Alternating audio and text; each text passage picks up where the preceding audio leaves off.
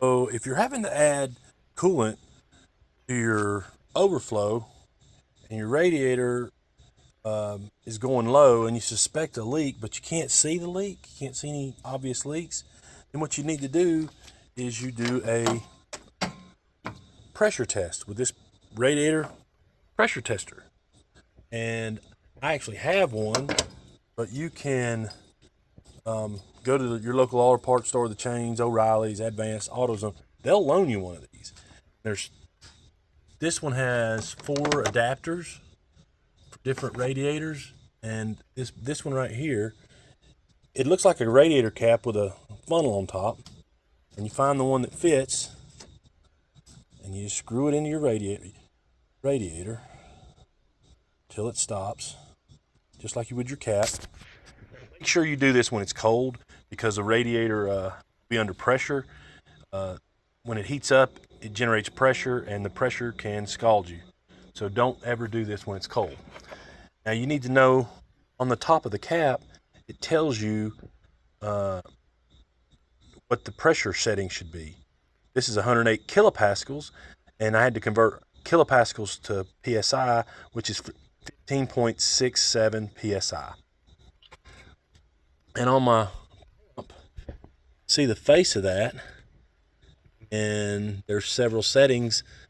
You know, the yellow goes to 4, 7 is green, and that white one 9 to 11, and then 13 to 14 for the blue, and then the white with the blue writing is 15 to 16. That's what I would be pumping it to.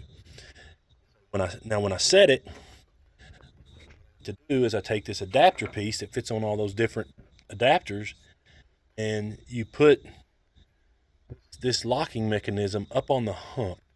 That pulls this seat back so that I can screw it on.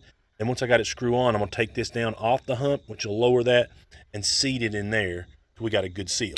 So I'm going to put it in here, just like I do a radiator cap. Screw it down until it won't turn anymore. Let's see, something's not right. No, that's right. And then once I take it off these humps, it locks it in place. Now I can pump it. What I would want to do, it got to the 15. And if everything was good, no leaks, it would pump up there and hold. But I got a bad leak.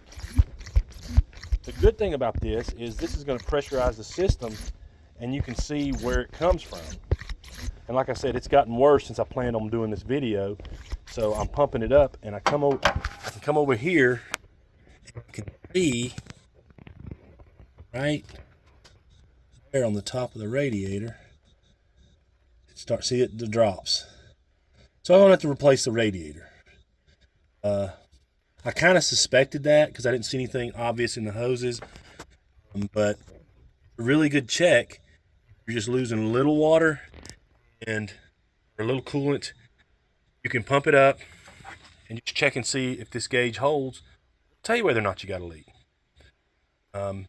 But if it does drop down like mine did very, very fast, so it's a bad leak, it's gotten worse. It wasn't like this.